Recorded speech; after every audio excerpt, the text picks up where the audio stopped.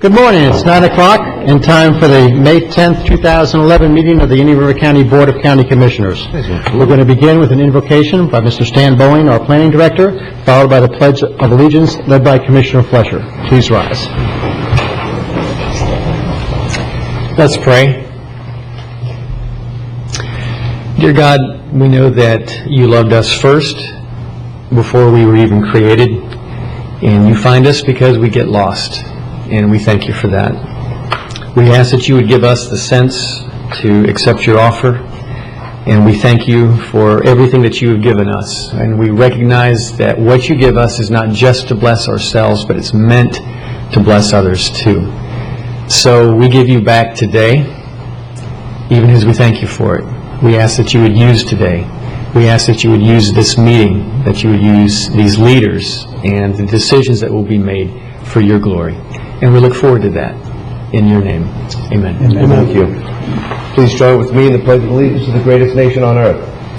I pledge allegiance to the flag of the United States of America and to the republic for which it stands, one nation, under God, indivisible, with liberty and justice for all.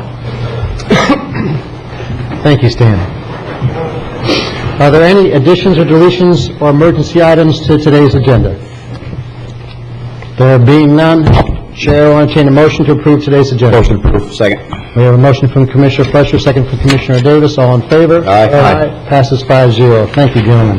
Next up, we have proclamations and presentations. The first will be a presentation of a proclamation designated May 15th to the 21st, 2011 as Indian River County Peace Officers Memorial Week.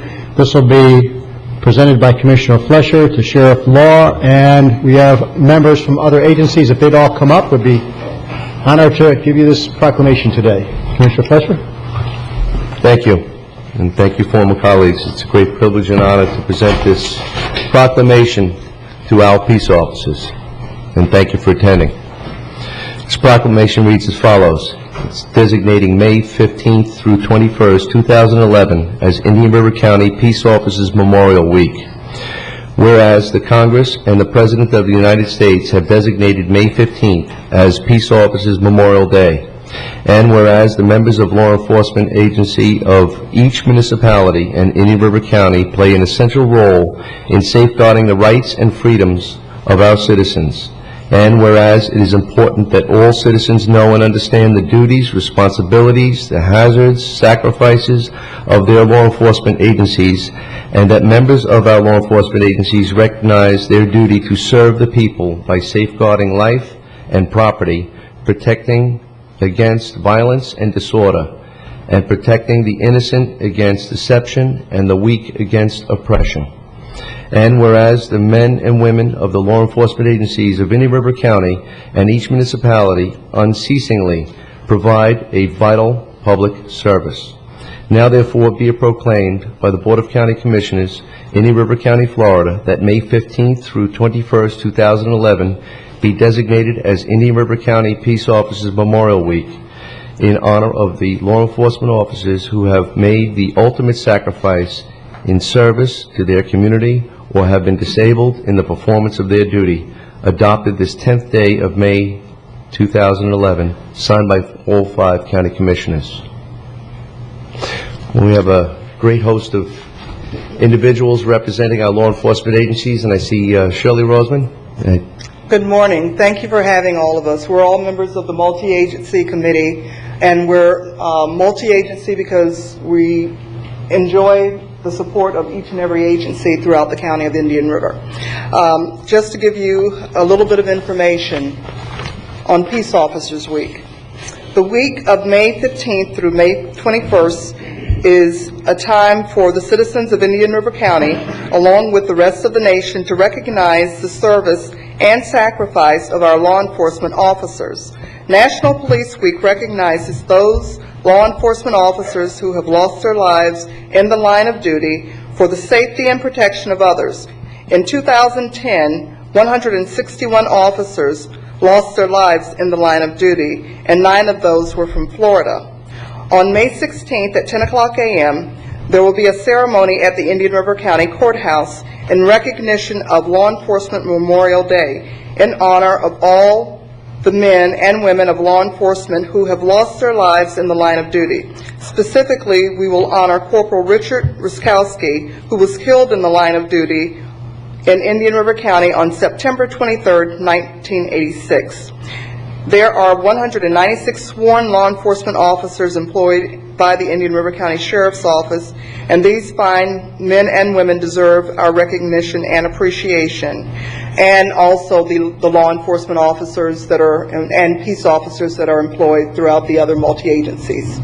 And we just thank you for allowing us to come here today, and thank you for allowing us to be recognized for this event. Thank you so much.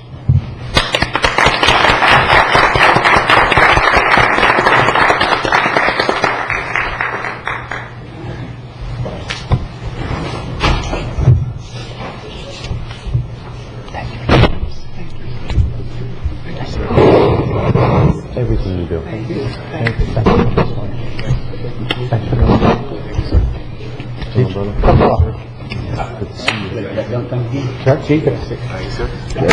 Sure.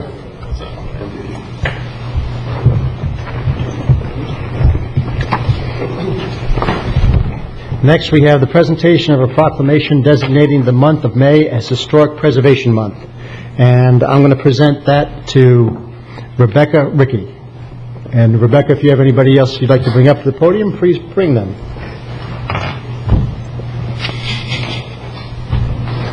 Hildy Tripson is here also from the Historical Society. Wonderful. Good to see you both today.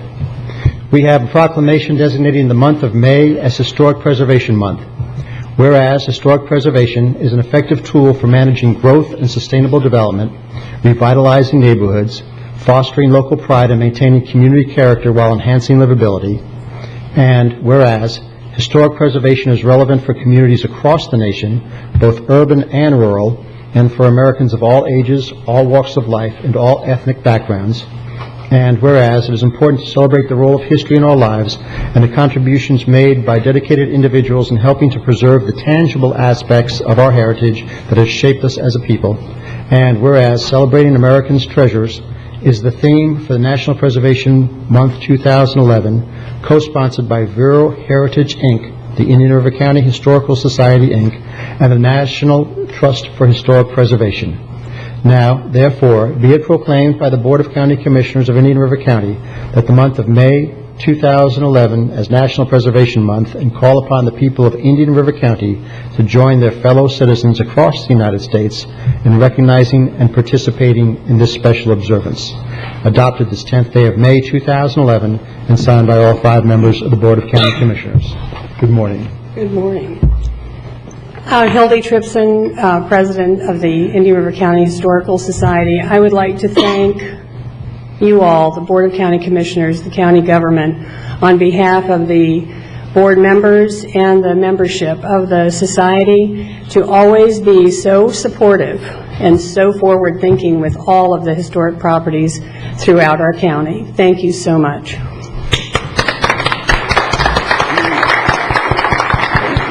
I'd just like to thank you also on behalf of Vero Heritage, Inc. This is our board president, Elizabeth Graves Bass, and I'll see some of you again next week for the TDC. You all are kind enough to support us through the TDC funding, and it makes a great difference for us. Please come by and check out the Heritage Center. We have new landscaping, new painting, new floor. We're really moving ahead, and it's thanks to the support from you. Thank you. Thank you for making a difference. Thank you. Want to come up and get the proclamation?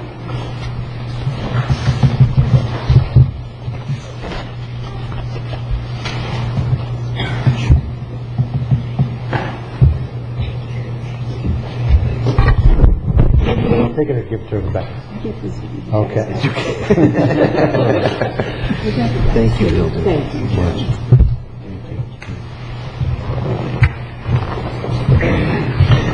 Next, we have a presentation of a proclamation designating May 20th as Bike to Work Week in Indian River County. Commissioner O'Brien will present this to Libby Harrow. Good morning, Libby. Good morning. Does look like you're dressed to bike. I actually rode my bike here today, yes. All right. Congratulations. Welcome. Thank you. I want to thank the commissioners for supporting bicycling as a form of recreation and transportation in Indian River County. It's a great form of fitness. It cuts down on pollution, traffic congestion, and obesity. So I want to turn this over to Phil Mattson, who has a couple of announcements. And I'll be happy to make those right after the reading of the proclamation. Okay, great. We'll get right to it then. This proclamation is designated May 20th as Bike to Work Day in Indian River County. Whereas for more than a century, the bicycle has been an important part of the lives of most Americans, and whereas today, millions of Americans engage in bicycling as an environmentally sound form of transportation, an excellent form of fitness, and provides quality family recreation. And whereas the education of cyclists and motorists as to the proper and safe operation of bicycles is important to ensure the safety and comfort of all users. And whereas the Indian River County Metropolitan Planning Organization Bicycle Advisory Committee and independent cyclists throughout Indian River County and the state of Florida are promoting greater public awareness of bicycle operation and safety education in an effort to reduce accidents, injuries, and fatalities.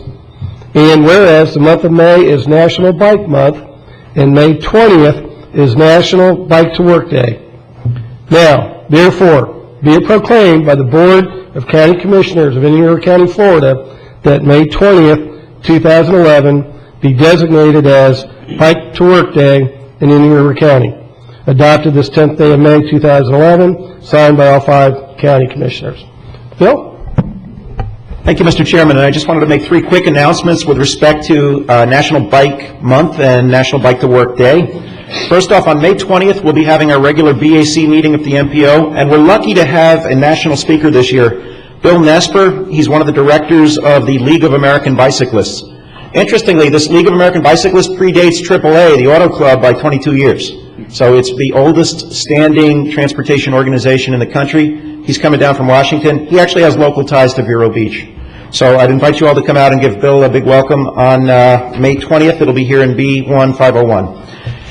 A couple of other events that dovetail with our bicycle pedestrian efforts. The Leukemia Lymphoma Society of the county is having the first ever triathlon in Vero Beach. It'll be at J.C.'s Park at 7 a.m. May 15th. So that's coming up real soon. Rafael Espina is here, and I asked Rafael, are we nabbing a few from Port St. Lucie or a couple adjacent communities? He said some of our registrants have listed New York and London as their hometowns. So really is going to be a very impressive event. If you haven't been to a triathlon, it's organized chaos, and it's really a lot of fun. Finally, we have our long-standing tradition here, our Freedom Memorial Day 5K run walk, and this year's event, it's also a fundraiser. This year's event also features a 1-mile fun run. So that's a chance for those of us who are not quite in tip-top shape to get out and participate as well. And that's on May 30th in Riverside Park. So I thank you one and all for your support and commitment to bicycle pedestrian improvements here in the county, and urge you to participate in one of our activities.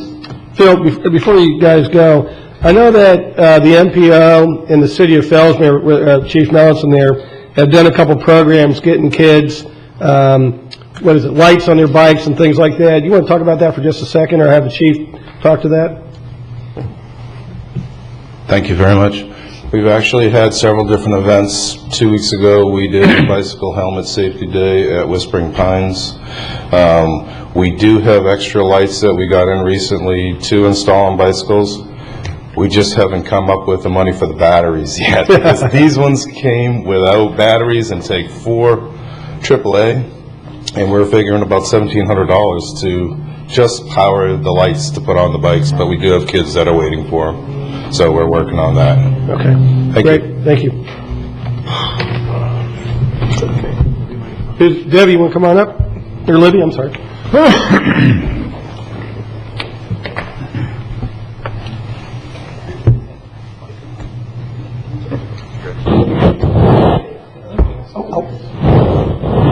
Just like I saw you later. I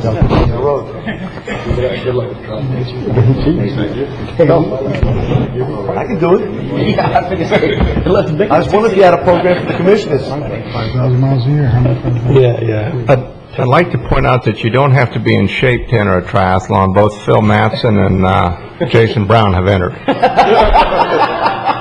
Joe, you going to step up to the plate? Next up, we have the approval of the minutes of the regular meeting of April 5th, 2011. Second. Motion to approve from Commissioner O'Brien, a second from Commissioner Fleischer. All in favor? Aye. Aye. Passes 5-0. We now have the consent agenda. Would anybody like anything pulled from the consent agenda? There being nothing to pull, Approval of consent? we'll have a motion from Commissioner O'Brien, second from Commissioner Davis. Any discussion? All in favor? Aye. Passes 5-0. Thank you, gentlemen. We now have a public notice items. You guys have worked me so hard this morning. I'm going to let Attorney Polakowicz read that. He looks thrilled. Yes, Mr. Chairman, this is a notice of a scheduled public hearing on May 17, 2011, to consider adoption of an ordinance creating Chapter 315 of the Code of Indian River County entitled the Indian River County Pain Management Clinic and Controlled Substances Ordinance. There's a memorandum dated May 2nd, 2011, and this is a legislative matter. Thank you very much. Next up, we have County Attorney's Matters, Flavored Tobacco Resolution. Yes, Mr. Chairman, you will recall this issue was brought before the board last week, and it resulted in considerable discussion and ultimately a request that the proposed resolution be revised to reflect education, to promote education, and to promote enforcement with respect to flavored tobacco products. So taking that instruction, I went back, redrafted the resolution to be directed at those two items, and now it's before you for consideration. Thank you. Any comments or questions on the... Mr. Chairman, I much prefer this path we chose, and I like how Alan has worded it, so I'll go ahead and move adoption Second. of the resolution as presented. Motion from Commissioner O'Brien, second from Commissioner Fleischer. Any other discussion? All in favor? Aye. Passes 5-0. Thank you.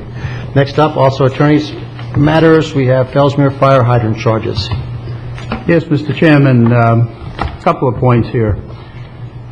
Number one, as you know, back in 2009, as Fellsmere had done for many years prior to that, Fellsmere sent an invoice to the county for payment of charges relating to the maintenance of fire hydrants in Fellsmere.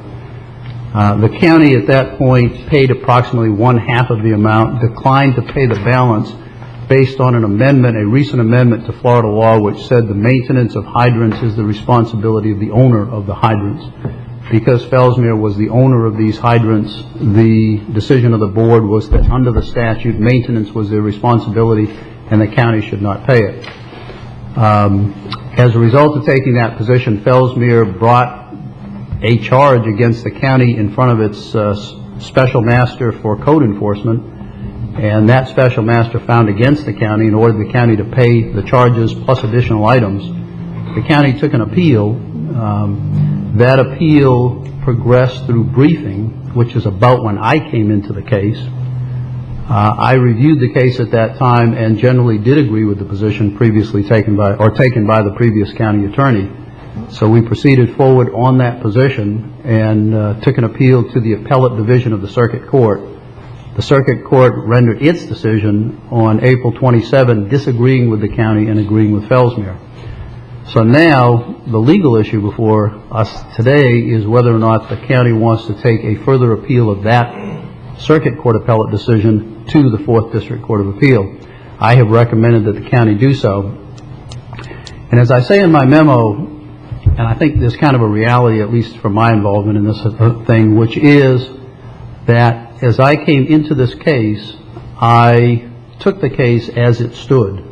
In other words, the primary argument was that the change in the law made this the responsibility of Fellsmere, therefore they should pay for it.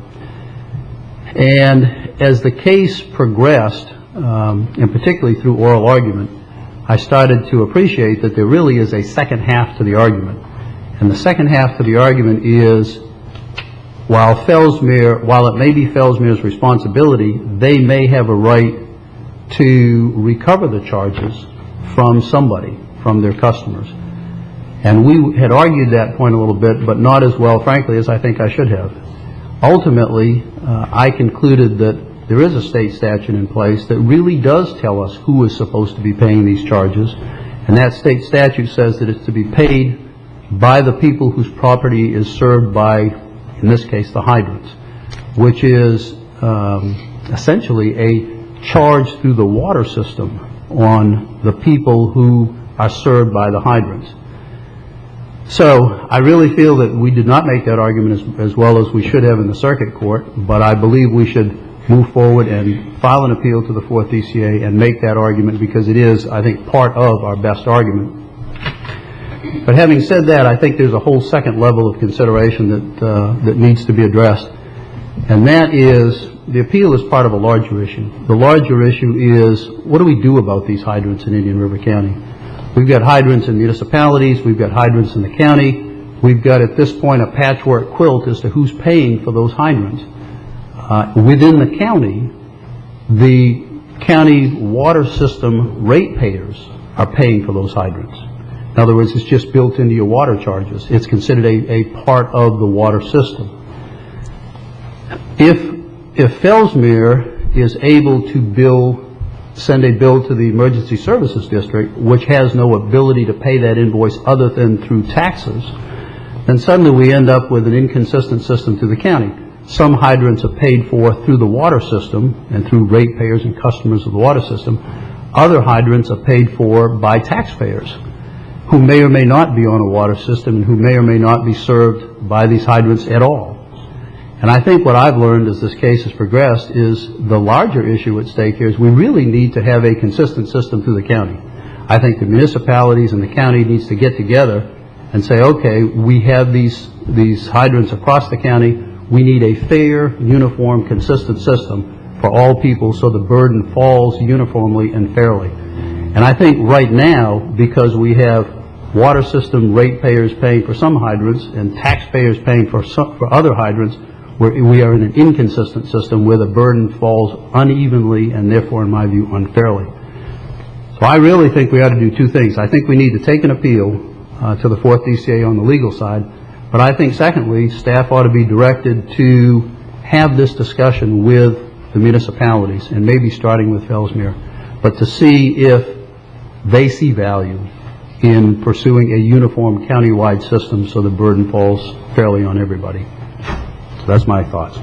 Thank you. Any questions of the attorney? Yes, a couple things. First one is, are we still racking up $30 a day? Yes. Why, I'm in looking at this, and I'll take your ability, and then I've got confidence that that will prevail this, but why wouldn't we go ahead and put that, is there a way of us taking care of the taxpayers or the ratepayers in the event that we are not successful, we can quit the $30 a day penalty? You may recall that since the 2009 invoice, we've received a 2010 and a 2011 invoice, and we reached agreements on 2010 and 2011 to pay the charges subject to the outcome of this case, such that if we win the case, Fellsmere will refund those amounts to us. We proposed to Fellsmere to do the same thing on the 2009 charges. We'll pay those charges to stop those, what I consider ridiculous $30 a day charges. Fellsmere declined to agree to that. Fellsmere opted instead to let those charges continue to run. The case hasn't been disposed of. Wouldn't that carry over until it was disposed of, or did it say specifically the court case that we just had? I'm not sure I followed your question, but these $30 charges continue until the final court case is decided. Okay, I thought we had an agreement where they suspended those until this was done. No, they did that on 2010, 2011. They declined to do it on 2009. But my question is our original agreement about this being settled, or is it about a specific court date and, a decision by the court? In other words, would that agreement, however the agreement's written, carry us through this final one, or would it terminate after the court date? It's still haven't been settled. You said until settled, not until a specific court decision. Well, again, I'm not fully understanding, but let me say this, maybe it'll help. We have no agreement whatsoever regarding 2009 charges. So the only thing that governs the 2009 charges is the order from the special master, which was affirmed by the circuit court. On 2010 and 2011, we have no $30 charges incurred Because we paid at all. We have paid those amounts, and it's just a matter of if we lose this case, Fellsmere keeps those amounts for 2010 and 2011. If we win this case, Fellsmere refunds to us the amounts for 2010 and 2011. And I asked this of former county attorney, the question, are we jeopardizing our position in this case if we were to pay the 2009 and continue with the litigation? Because the $30 a day, I mean, it's ridiculous to be paying that. If we're victorious, I feel like we can get it back. If we're victorious, we'll also get the money back from 2009, I assume, and 2010 and 2011. If we're victorious, if not, at least I know that if I were in this situation in a business and had the money in the account, I would make that a part of what I was pursuing legally for the remedy to get any fees, any fines, and any funds that I put into the dispute back. But I do not know from a legal standpoint that by us paying what we're disputing, is that putting us in a not as strongest position legally? Yes, it is in the absence of an agreement. Okay. That's why we went to them with an agreement. Okay. But I'm good with that for whatever then. reason, they saw the advantage from their side of letting those charges continue to run, so they declined to enter into an agreement. All right. I'll move recommendation. Second. We have a motion for staff recommendation from Commissioner Wheeler, a second from Commissioner Flesher. Any other discussion? Yes. Commissioner Davis. Mr. Plakowicz, help me under the appeal process. Not being an attorney, but isn't it kind of limited in the appeal process what can be appealed and what can be brought up and what can be brought in as an argument? Yes. The other half of what you're talking about, how confident are you that the judge is going to allow that to be brought into the appeal process? I'm reasonably confident, and the reason I say that is the argument, as I say, the first half of this issue is the amendment in the statute which says it's the responsibility of the owner, which is Fellsmere. That's been one half of this case all along. The second half has only been, I believe, not argued as well as it should. And that second half is, well, even if it's Fellsmere's responsibility, can they turn around and recover the charges from their customer? We have argued that issue throughout. Who is their customer, etc. And I believe this is simply another portion of that argument. Who is the customer who should be paying this? What Fellsmere has done is pointed to their own ordinance and said, well, actually, Fellsmere has just argued that the customer should be given a generic definition, meaning anybody who uses the system. And because the fire district uses the hydrants when they're putting out fires in Fellsmere, then they are taking the position that the customer in that scenario is the fire district. I believe that the customer, and I've argued throughout that the customer should be the person whose premises are being served. This argument about, the argument that I feel was not made as well as it should have been is that there is a state statute which greatly supports that second argument, that the customer is actually the person whose premises are being served. And therefore, because that issue has been involved, I think that this argument will be allowed on that issue. Mr. Chairman? Yes. And so, based on that, you feel like had that point been made in the special master's hearing, as well as the circuit court, that had that been made, they would have ruled in our favor? Well, I won't opine on the special master who himself essentially works for Fellsmere. The circuit court, I think we would have stood a much better chance. And, to be honest with you, I partially made that argument at the oral argument, but I don't think I made it as well as I should have, and I don't think the court understood it as well as I later hoped that they would. Okay. And in fact, if you read their decision, my argument is based on a state statute in Chapter 180. They did not mention that statute any place in their decision. I think they didn't understand it because I wasn't arguing it as clearly as I should have. Okay. Mr. Chairman. Commissioner Fletcher? And Counselor, the appeal to the 4th District is notwithstanding the discussion or possible agreement that you may be able to envelop as you discuss this further with the City of Ellesmere? Yes, I think you have to do both things at the same time. If we are able to reach an understanding with Ellesmere and eventually with the other communities, so that we do have a uniform system throughout the county, we would dismiss the appeal. Thoroughly optimistic in your efforts. We would dismiss the appeal. We would then, as part of that, resolution of a countywide system, we would reach some understanding with Ellesmere on exactly what we do pay of those 2009 charges, and hopefully we would resolve everything at one time. The appeal would get dismissed. But if we can't reach understanding with Ellesmere, I think we need the appeal pending, because that represents our only avenue at that point to end up with a uniform and consistent system through the county. Thank you. How long do you anticipate this will take to get in front of a judge?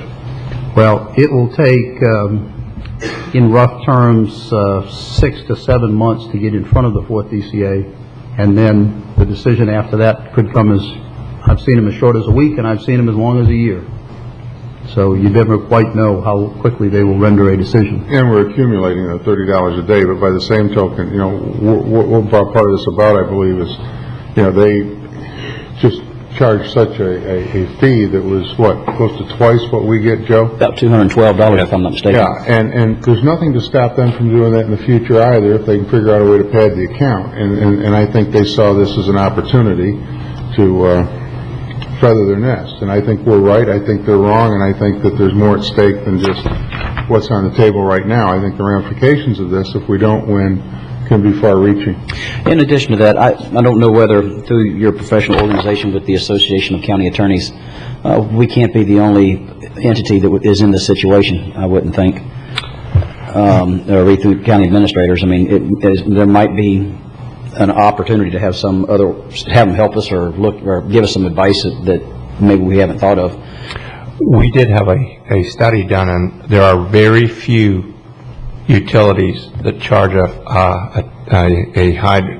that charge fire districts for hydrants. Very few, and the majority do not.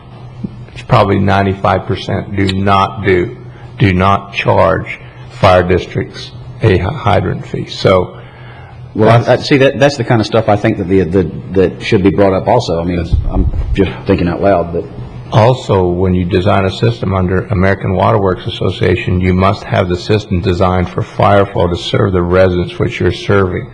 That's what you're supposed to design the water flow for fire protection, as well as potable water under AWWA standards. So that's another unique. Ready for the question? Any other questions? All in favor? Aye. Passes 5-0. And that, gentlemen, is it for today. The meeting is adjourned.